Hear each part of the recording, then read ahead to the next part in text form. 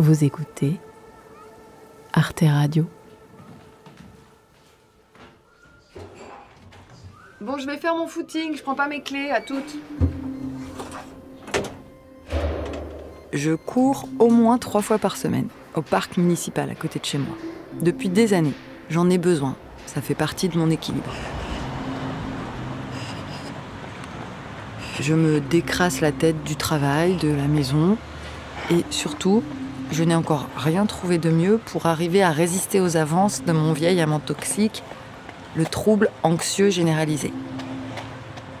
Oh putain, c'est la montée là. J'aime pas cette montée. Je ne m'étais jamais posé beaucoup de questions là-dessus jusqu'à ce que récemment, un soir, je décide de sortir courir, comme ça, sur le champ pour me calmer. Il était tard, le parc était fermé, j'avais peur de passer pour une folle dingo, toute seule dans la rue à cette heure-là en legging aérodynamique. Mais je me suis aperçue qu'en fait, la nuit, il y a plein de gens qui courent dans la ville, sur les trottoirs. Tu te demandes ce qu'ils foutent là, quoi. J'ai d'abord trouvé ça réconfortant, et puis, à force de croiser tous ces dératés en nage, crachant leurs poumons dans leur marcel en lycra, l'air complètement shooté aux endorphines sous leur casque Bluetooth, j'ai commencé à nous trouver tous un peu flippants quand même. On peut pas dire avoir une super jambe au boulot. Qu'est-ce qu'on cherche? Qu'est-ce qu'on fuit? Un petit sprint pour le cardio. C'est quoi cette vie où on a besoin de s'avaler des kilomètres de bitume le soir pour tenir le coup? Comment on en est arrivé là? Le capitalisme post-industriel nous a transformés en hamsters. Camés à la dopamine et au gel énergétique. On va pas bien en fait. On est prêt à se flinguer les ménisques pour compenser le vide intersidéral de nos existences sédentaires de bons petits soldats du secteur tertiaire. D'où vient cette obsession masochiste de la performance, du cardio-training et de la chose de running à 200 €?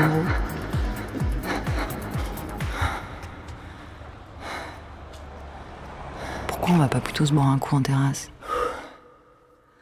Bref, c'est quoi ce délire général avec la course à pied? Qu'est-ce que ça dit de nous, individuellement et collectivement? Et en rentrant, je me suis dit qu'il fallait faire un épisode. Alors dites-moi, qu'est-ce qu'on fait? Est-ce qu'on peut aller plus fort? Vivons heureux avant la fin du monde. On est mal. Un podcast anti-crise pour nous aider à repenser nos modes de vie. En ligne chaque mois, si on y arrive.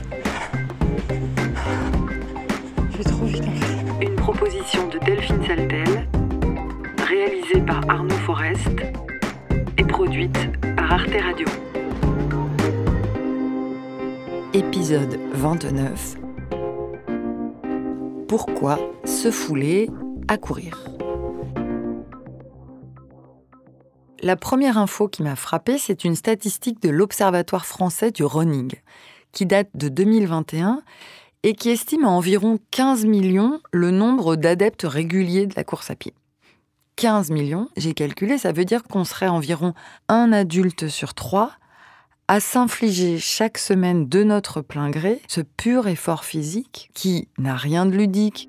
Mais moi, je suis intimement convaincu que l'humain n'est pas fait pour courir. Monotone. On transpire comme des bœufs, on souffle comme des porcs, on a des points de côté, enfin c'est laborieux. Quand il ne refile pas des fois carrément envie de vomir ses tartines. Si l'humain était fait pour courir, on se serait pas fait chier à inventer la bagnole et tout le reste. Les animaux, ils galopent comme ils respirent. T'as jamais vu un guépard s'arrêter en pleine course parce qu'il a un point de côté, le mec. Et donc, Florence Foresti a raison. Il y a quand même un mystère là-dessous. Pour nous désentortiller tout ça, j'ai trouvé à l'université de Saint-Étienne un chercheur en physiologie de l'effort, Guillaume Millet. Il s'y connaît en effort puisqu'il est lui-même champion d'ultra-trail. Et lui, il envisage la course à la lumière de l'évolution des espèces. Ce qui, vous allez voir, inverse complètement la perspective. Parce qu'en fait, courir, contrairement à ce que l'on peut ressentir quand on s'enquille des tours au parc, on est fait pour ça. Enfin, l'espèce humaine est faite pour courir. C'est même une faculté qui la distingue de tous les autres mammifères terrestres. Alors, pas courir vite, courir longtemps. Et effectivement, l'être humain, autant c'est vraiment un piètre sprinter, autant c'est un très bon coureur d'endurance. Les vitesses maximales de sprint, on a des pics à 40 km/h. Et encore, quand je dis on, ce sont les meilleurs sprinters. Usain Bolt, donc ça nous place dans les espèces animales au même niveau que l'éléphant ou le chameau. Donc évidemment, avec 40 km/h, on est bien loin des 110 km/h du guépard, des 90 km/h de l'antilope, de l'autruche, de toutes les espèces. Même le chat va plus vite que nous, on est juste devant le cochon, en gros.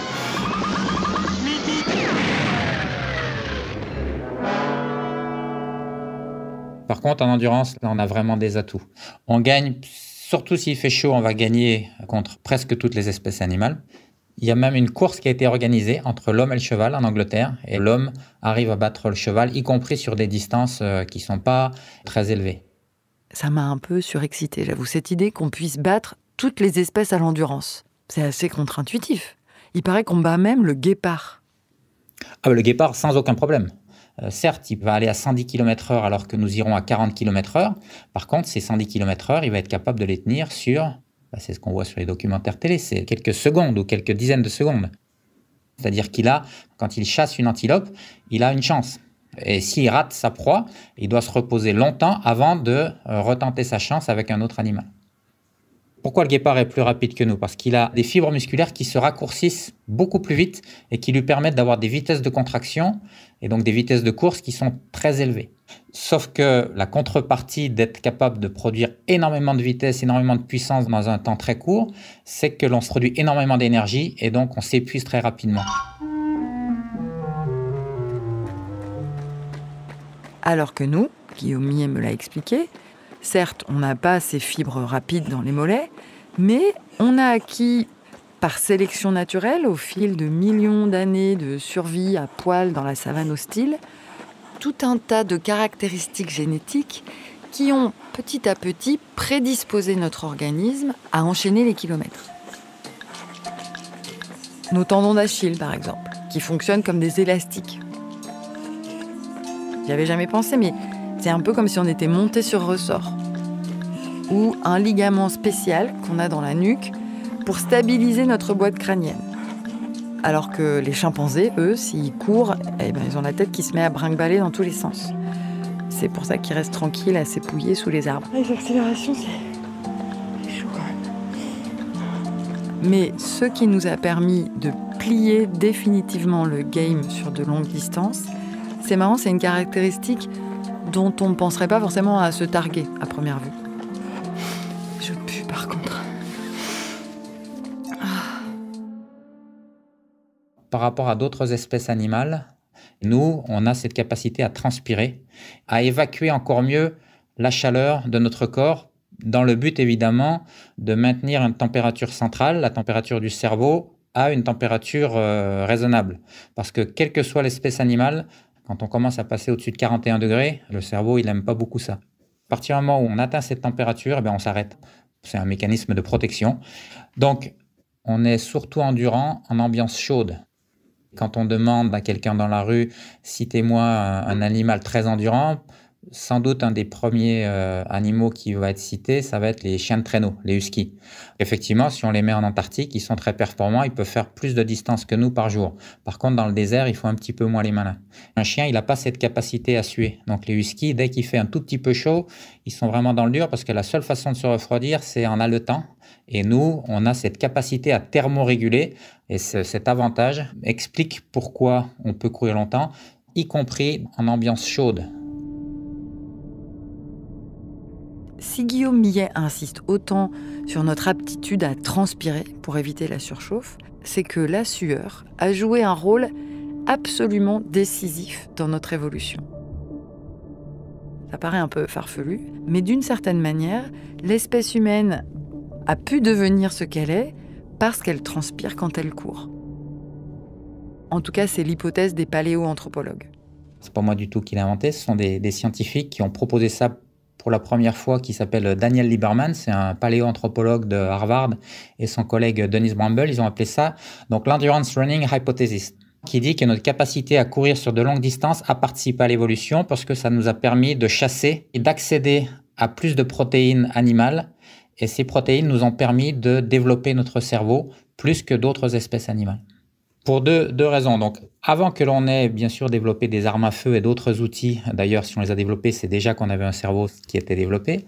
Pour chasser, on pouvait utiliser ce qu'on appelle la chasse au long cours. Persistence hunting en anglais, ou la chasse à l'épuisement, ou la chasse en continu, il y a différents noms. Donc, l'idée, c'est de traquer des animaux.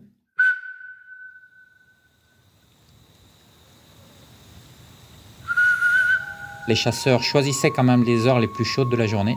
Et donc, bien sûr, comme on court à 40 km/h et une antilope à 90 km/h, on ne peut pas l'attraper en sprintant.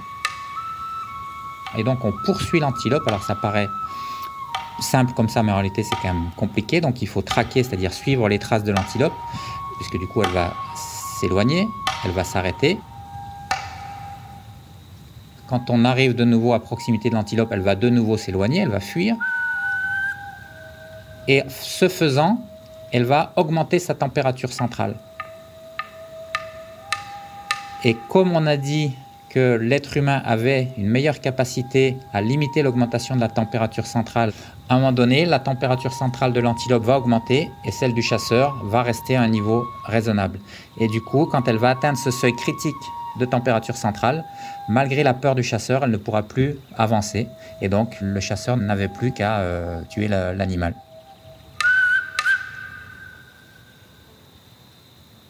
Et puis l'autre raison qui fait dire à Lieberman que notre capacité à courir longtemps a participé à notre évolution, c'est le fait qu'on a pu aussi se nourrir en étant des charognards. Le fait qu'on est devenu bipède, ça nous a permis de voir au loin dans la savane. Ça permet notamment de voir justement quand il y a des vautours qui sont sur une proie, de se dire oui, moi je veux aussi aller sur cette carcasse pour me nourrir. Sauf que si on attend trop, il y a des chances que quand on arrive, la carcasse, elle soit justement terminée par les charognards. Il fallait se dépêcher, donc le fait de courir à cette carcasse aurait permis, d'après les paléoanthropologues, de nous développer, de développer notre cerveau, de pouvoir obtenir des protéines. Ce petit détour par la paléoanthropologie a complètement changé mon regard sur mes joggings hebdomadaires. J'ai trouvé ça beaucoup moins absurde soudain. En comprenant que courir, au fond, c'est inscrit au cœur de mon programme génétique. Ça relève d'une identité humaine enfouie en nous depuis la nuit des temps. Mais Guillaume Millet m'a dit qu'il ne fallait pas trop fantasmer non plus. Il y a 2-3 distinctions importantes à poser avant de se prendre pour une femme des âges farouches. Nos ancêtres cueilleurs-chasseurs couraient déjà sur des dizaines de kilomètres par jour. En général, les chiffres qui sont avancés sont... Donc les femmes seraient autour de 10-12 km par jour et les hommes plutôt autour de 15 à 17 km par jour. Mais la grosse différence avec la course à pied contemporaine, c'est qu'ils ne couraient que pour aller se nourrir. Et d'une façon générale, ils ne dépensaient de l'énergie que lorsque c'était nécessaire. Et de nos jours, c'est plus du tout le cas. Oui, il y a une finalité qui est pour le plaisir, mais c'est pas du tout instinctif. C'est à la fois un plaisir de courir, mais aussi à la fois une souffrance. Et pourquoi c'est une souffrance? Pourquoi ça reste quand même toujours difficile de se mettre en mouvement? Sans doute que le cerveau a été formaté pour être feignant. Dépenser son énergie pour rien, c'était un non-sens. On avait besoin de tout faire pour économiser son énergie. Et donc, on a gardé ça. C'est le fruit de l'évolution que de chercher à s'économiser. Quand on entend des gens se plaindre que oui, les gens prennent les escalators plutôt que les escaliers, mais c'est logique en fait, c'est juste un comportement normal. Sauf que ce qui a été un avantage pendant des centaines de milliers d'années, depuis quelques décennies, l'évolution était tellement rapide, c'est ce que les scientifiques appellent la dysévolution. En quelques décennies, bien sûr, on n'a pas pu s'adapter à ces nouveaux modes de vie, c'est-à-dire qu'on se déplace avec des engins à moteur, donc les transports sont passifs, les loisirs sont de plus en plus passifs, et évidemment, les activités professionnelles sont de plus en plus sédentaires. On était adapté à notre mode de vie ancien, et on ne l'est plus du tout aujourd'hui. Notre évolution a fait qu'on doit être actif, sinon on est en mauvaise santé. L'obésité, le diabète, les maladies cardiovasculaires, certains cancers, etc. Toutes ces maladies modernes sont liées en partie au moins à un niveau d'activité physique insuffisant. Si on voulait être dans la lignée de ce que faisaient nos ancêtres, eh bien il faudrait quand même être actif 2 heures par jour pour être en parfaite santé. Ce qui fait qu'en réalité, on n'a pas le choix. Notre histoire, notre héritage génétique nous condamne à être actif. D'autres espèces sont beaucoup plus sédentaires que nous. L'humain le plus sédentaire est plus actif qu'un chimpanzé. Les chimpanzés, ils passent leur vie, passez-moi l'expression, à rien foutre. Par contre, il n'y a pas de chimpanzés diabétiques. Donc eux, ils peuvent se le permettre. Nous, on ne peut pas. On n'a pas le choix. Voilà, c'est moins romantique que ce que je me racontais tout à l'heure, mais plus politique aussi. Si on se retrouve chaque week-end à tourner en rond dans les parcs en petite foulée, c'est le symptôme d'un bug évolutif. Dans ma cellule de pièce cuisine, je mange, je dors, je bois, je lis. Et d'ailleurs, c'est pour ça que le jogging a émergé vers la fin des années 60. C'est le moment où on a commencé à bugger, trop à l'étroit dans le nouveau modèle que nous avaient refourgué les 30 Glorieuses.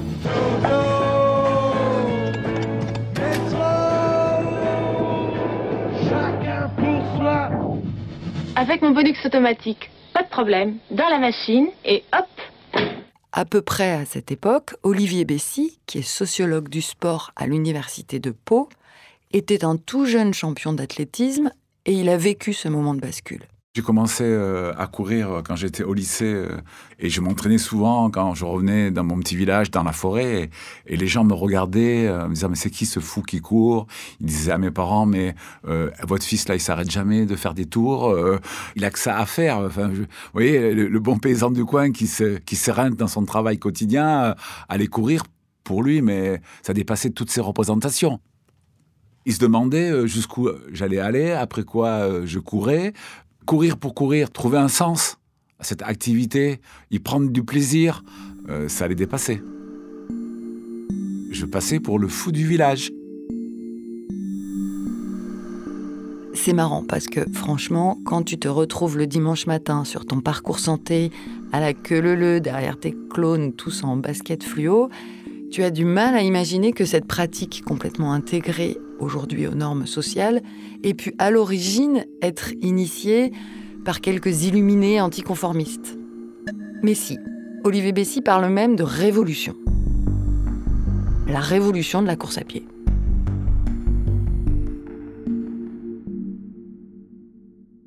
Au début des années 60, la course à pied n'était pas encore quelque chose de complètement intégré dans la société. On la pratiquait surtout dans des structures type stade, au sein de clubs gérés par la fédération, où la performance est au service de la compétition. Il faut finir premier, si possible battre un record.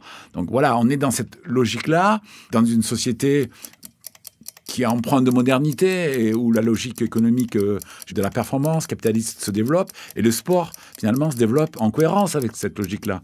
C'est un peu l'image de Mimoun, de Zatopek, le stakhanovisme du coureur, ce monde de la piste, de la contrainte, de la norme, de l'entraînement ascétique. Il a une montée de 4 mètres, 5 mètres. Le deuxième Mimoun, Zatopek, gagne la course à 5 km.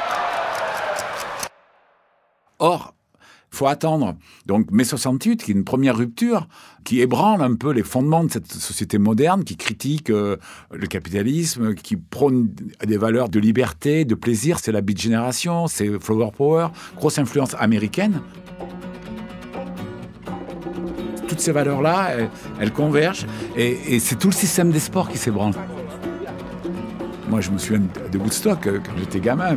Et je ne faisais pas le lien après avec la course à pied, mais ça avait changé ma façon de voir le monde.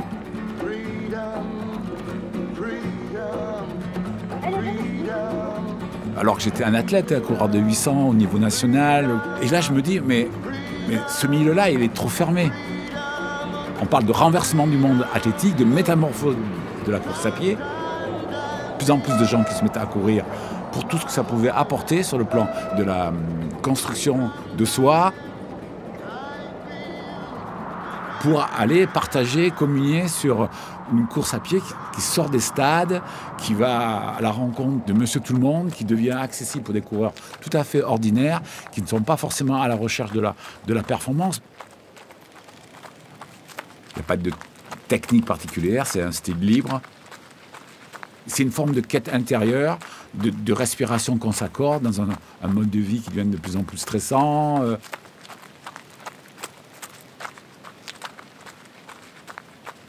Une forme d'évasion, d'échappatoire, à la fois au travail, à la ville. Courir me fait énormément de bien, ça m'oxygène complètement le cerveau et j'en ai besoin comme un médicament. Il y a des personnes qui préfèrent aller voir les psys, moi je préfère courir. C'est un nouveau rapport à l'espace. On n'est plus obligé d'aller dans un stade pour courir. On va utiliser tous les interstices de l'urbanité. On va aller dans les bois, les squares, les forêts, les chemins de halage. On va courir au bord de la mer, on va courir en montagne, on va courir dans le désert. Donc voilà, donc c'est tout l'éclatement des lieux et puis les temporalités aussi. On peut aller courir le matin de bonne heure, entre midi et 2, c'était même pas envisageable. Avant, il fallait manger, quoi. Après, la nuit, c'est devenu de plus en plus monnaie courante, alors qu'avant, on l'imagine même pas. Donc, on casse les codes. Moi, j'ai commencé comme ça, en tournant autour de mon pâté de maison, de mon arrondissement. Ensuite, j'ai pris 2 arrondissements, etc. On casse les codes institutionnels, on casse les codes spatiaux, on casse les codes temporels, on casse les codes de la sociabilité. C'est pas que les hommes, c'est aussi les femmes, c'est pas que les jeunes, c'est aussi les personnes plus âgées. Ça peut être en restant le coureur du dimanche, ça peut être en allant faire des premières grandes courses populaires de communion, de partage, telles que les 20 km de Paris ou Marvejols-Mende ou d'autres. Puis après, on va avoir les grands marathons populaires avec New York 72, puis Paris en 76, Madrid. One day, you're on your own stage, 26.2 miles, and you're doing it by the power of your own 2 feet. Cette nouvelle lame de fond, là, cette idée d'ouvrir les vannes de la course à pied.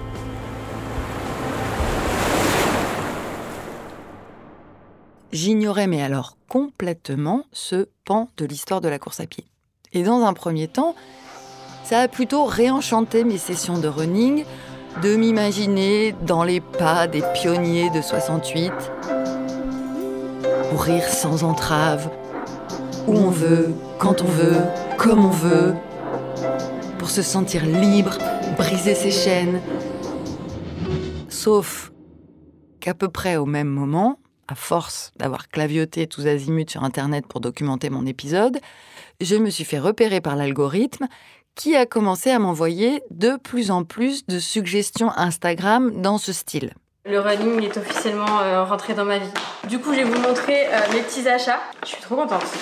J'ai l'impression que c'est Noël. C'est vraiment ce qui me manquait, les fameuses chaussures de running. Du coup, c'est les Asics Pure Gel. Je sais pas, j'aime trop la couleur. C'est un petit peu un bleu glacial. Je les trouve grave belles. Ensuite, j'ai acheté des chaussettes. Il faut que j'ai toute la fit, sinon ça marche pas. Elles sont un petit peu chères. J'ai payé ça 100 €. Est-ce qu'on serait pas sur un craquage? Oui, c'est un peu facile de tomber sur le rable des influenceuses running. Évidemment que c'est pas dans les vidéos où elles nous déballent toute leur quincaillerie qu'on a une chance de retrouver la moindre trace de l'élan contestataire à l'origine de la course hors stade. C'est la montre Garmin Forerunner 965. Genre la montre que tout le monde a, enfin qui est recommandée. Je vais pas mentir, c'est un coup quand même. Elle était à 975 $ australiens. Au début, dans ma tête, c'était des euros. J'étais en mode attends, est-ce que je peux m'acheter un iPhone à ce prix-là? C'est comment? Mais ces influenceuses, elles incarnent bien cette bonne vieille tendance du capitalisme à redigérer les contre-cultures pour les remettre illico au service de la société de consommation. Et concernant la course à pied, il n'y a pas eu besoin d'attendre Instagram ou TikTok. C'est la marque Nike qui l'incarne avec la marque de Nike qui est Just Do It. Fais-le par toi-même, cours par toi-même, qui s'oppose aux valeurs de Adidas, qui étaient extrêmement sportives. Et Nike, au départ, a fait son business sur de la contre-culture, cette intuition marketing phénoménale de jouer sur ce registre-là, de la liberté, ce sentiment d'autonomie du coureur. Chacun peut se construire son identité, se sentir grandi à travers la course à pied. Monsieur Tout-le-Monde qui devient un héros et Nike devient la marque emblématique de ces coureurs ordinaires. Je suis partie trop vite, j'ai un peu de côté. Même si cette autonomie, elle est suspendue à une logique consommatoire. Des chaussures, des t-shirts, des collants, le bandeau, le Walkman qu'on va mettre pour aller courir, des shorts de tailles différentes, de matières différentes, des gammes de baskets qui se déclinent à l'infini. Donc, on passe d'un contrôle autoritaire et vertical à des contrôles souterrains plus subtils qui sont exécutés par la société de consommation, qui quelque part nous met des règles, des normes, mais de manière, comme l'explique très bien Georges Garello ou Foucault, de manière beaucoup plus souterraine et subtile. J'ai commencé à courir quand j'étais adolescente, parce que j'étais mal dans ma peau et que ça me semblait être un outil pour perdre du poids. J'ai rencontré Vicky sur Internet, via le compte Instagram du groupe de coureuses qu'elle a fondé à Rennes, Run Vénère. Et ce qu'elle m'a raconté résonne bien, je trouve, avec ces valeurs d'autonomie et de liberté du coureur qu'Olivier Bessy pointait dans la stratégie marketing de Nike. C'est une pratique qui me semblait accessible parce que je pouvais courir, je vivais avec mes parents, dans le village de mes parents. Ça me demandait pas de matériel, ça me demandait pas de faire ça en public, d'être visible. Et donc ça a commencé comme ça. Je pense aussi, j'avais l'impression de cocher un peu un idéal. Moi, quand j'étais jeune, je voulais absolument vivre à Paris ou dans une grande ville. Parce que pour moi, les coureuses, c'était ce qu'on voyait dans les films, les séries, des working girls qui vont courir le matin, avant de revenir chez soi, remettre sa tenue de bureau et d'aller enchaîner sa vie qui va à 100 à l'heure. Et qui paraît aussi un peu difficile, donc il y avait aussi cette fierté-là de pouvoir y arriver. Femme forte, femme occupée, ambitieuse et que rien n'arrête. Et je pense qu'il y avait aussi le fait d'aller vers cet idéal et qui, je sais pas si c'était un objectif, mais ça avait l'air bien. J'avais aussi beaucoup ce rapport à la comparaison avec ce que je voyais sur les réseaux sociaux. YouTube, moi c'est plutôt Instagram que je suis.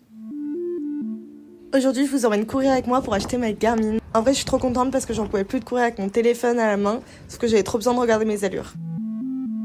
C'est vraiment bête, mais rien qu'à voir les petits chiffres, les petites jauges, ça me permet de me motiver quotidiennement.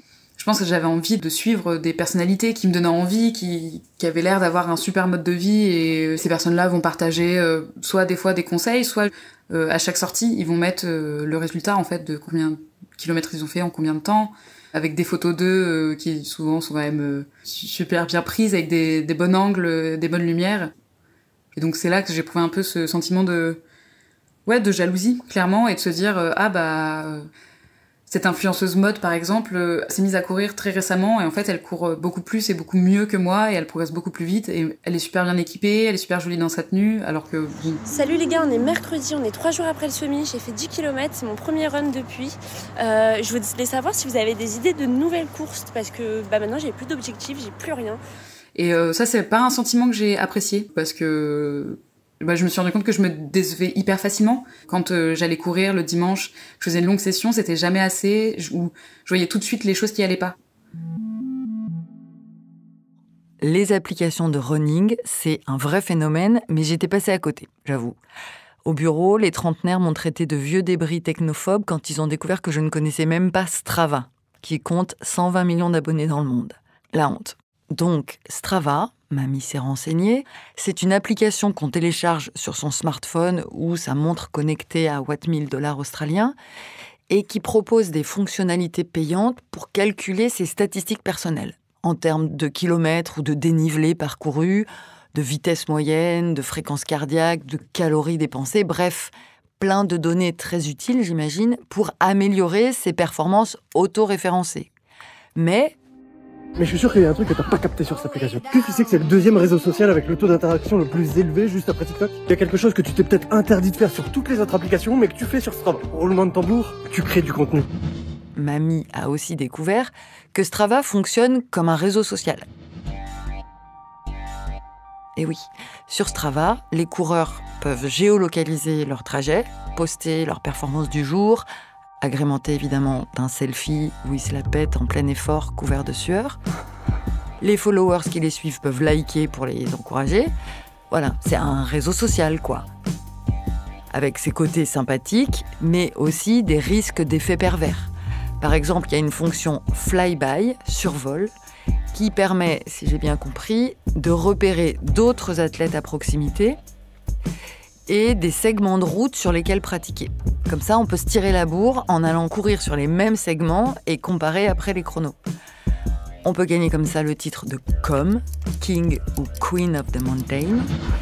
Et donc, tout ça, c'est plutôt ludique et motivant, mais vous me voyez venir, on entrevoit assez bien comment la course peut aussi se prendre les pieds dans le tapis de la compétition sociale et de l'individualisme néolibéral, pour aller vite.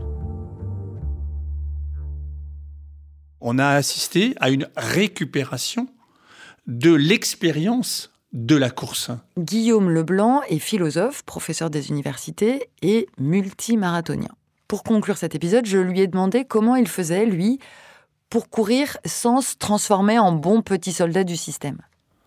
Je pense que c'est la volonté de continuer à pratiquer un sport pauvre, le moins équipé possible. La course à pied n'est pas un sport d'ingénieur, c'est pas un sport d'équipement. Le champion africain Bébé Bikila, quand il remporte les Jeux Olympiques de Rome, je crois que c'est en 1954, on le force à mettre des chaussures, puis finalement il les enlève et il gagne pieds nus. Il y a quelque chose de modeste dans la course à pied. Modestie par rapport aux équipements. Courir, c'est mettre les premières chaussures qui vous tombent dessus, un t-shirt et sortir.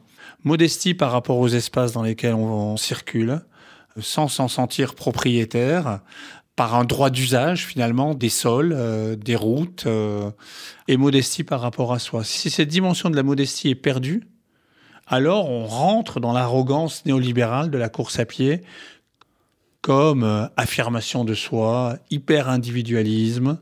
En réfléchissant à ça, je me suis rendu compte que mes sessions de course à pied, il y avait celles qui étaient faites pour répondre à un objectif, que ce soit de performance, donc de distance, de rapidité, de silhouette, de perte de poids ou autre. Et en fait, je les vivais pas du tout pareil que quand je sortais courir parce que je ressentais le besoin. Parce que ça me faisait plaisir et que je m'intéresse beaucoup plus au paysage, je retire beaucoup plus de bénéfices de voir le soleil qui reflète dans les feuilles au moment de l'automne, c'est quand même vachement joli, en plus dans des coins qui sont vraiment super beaux, le long de canal, etc. Et je pense que je m'en suis rendu compte parce que justement j'ai commencé à tomber sur des comptes Instagram de femmes qui font de la course à pied, des femmes qui préparent des marathons mais de façon la plus lente possible. Elles défendent le slow running et ça m'avait un peu tiqué à ce moment-là en me disant ah oui en fait il y a plusieurs pratiques. Faire des pauses pendant une session, ça compte, enfin ça fait quand même une session et c'est vrai que moi j'étais assez sévère sur ça en me disant bah si je m'arrête, c'est fini, c'est foutu. Faire des pauses, c'est aussi comprendre que chacun sa pratique pour chaque personne puisqu'en fait personne n'est constitué de la même manière et on n'a pas les mêmes quotidiens et on n'a pas les mêmes forces physiques et la même endurance. Et ça fait du bien aussi de le voir un peu.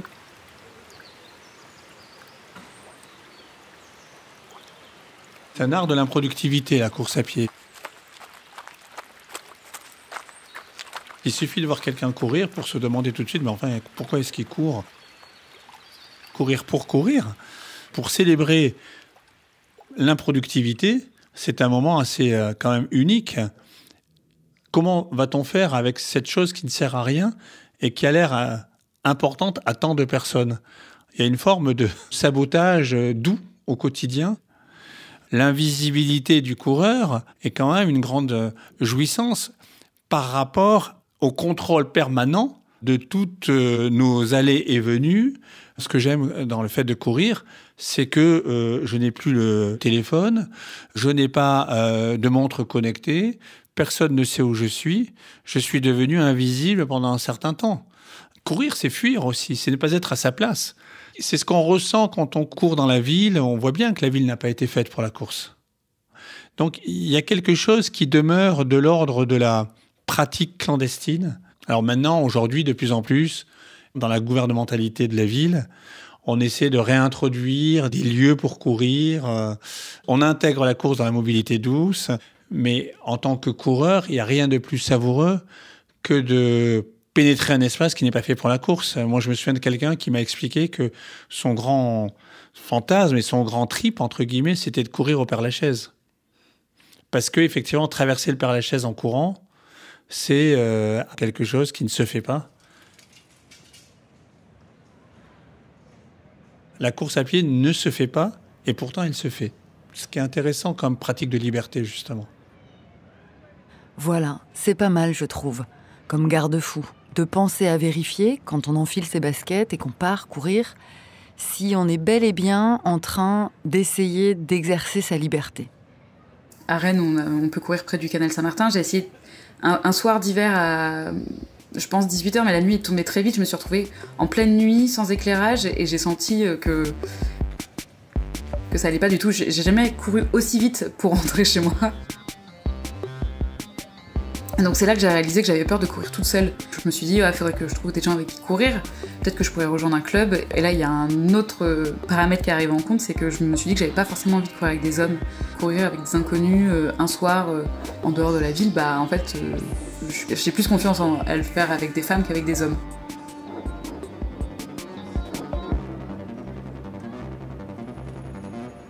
À ce moment-là, je me suis dit que peut-être je pourrais rejoindre un club de course à pied en non-mixité, et en fait j'ai découvert qu'il n'y en avait pas, et du coup je me suis dit que c'était peut-être l'occasion de lancer le mien. On court tout ensemble, s'il y en a une qui veut s'arrêter, on s'arrête toutes, pour exister dans l'espace public et apprendre à y vivre et à ne plus s'y cacher pour pas se faire agresser, parce que clairement c'est ce qu'on nous apprend dans l'espace public. Quand on court la semaine, on croise des groupes d'hommes qui prennent toute la place sur le chemin, et on a beau longer la Vilaine, donc qui traverse Rennes, ils ne se poussent pas. C'est à nous de nous recroqueviller sur le côté pour éviter de tomber dans l'eau. C'est l'application Strava qui a sorti une étude qui montrait, par les personnes qui sont inscrites sur leur application, qu'il y a beaucoup moins de femmes qui pratiquent, et il y a beaucoup moins de femmes qui pratiquent quand il fait nuit, et il y a beaucoup moins de femmes qui pratiquent au lever du soleil. Pour des raisons d'espace public, de sécurité, et aussi d'enfants, d'emploi du temps, de charge mentale.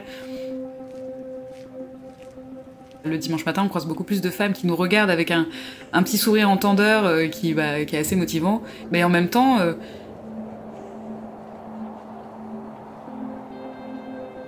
quand on court le soir en hiver, on découvre aussi un autre monde auquel j'aurais pas eu accès si j'avais pas rejoint un club de course à pied ou créé Run Vénère.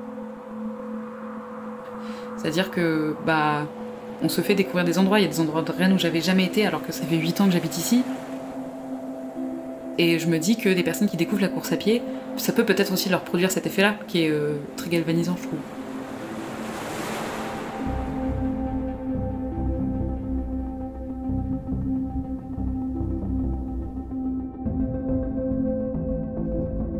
Vivons heureux avant la fin du monde est un podcast produit chaque mois par Arte Radio. Vous pouvez l'écouter sur son site, arteradio.com, son appli gratuite, SoundCloud, Deezer ou votre plateforme d'écoute préférée. Commentez, partagez, abonnez-vous au podcast et mettez-lui des étoiles pour soutenir l'émission et la planète.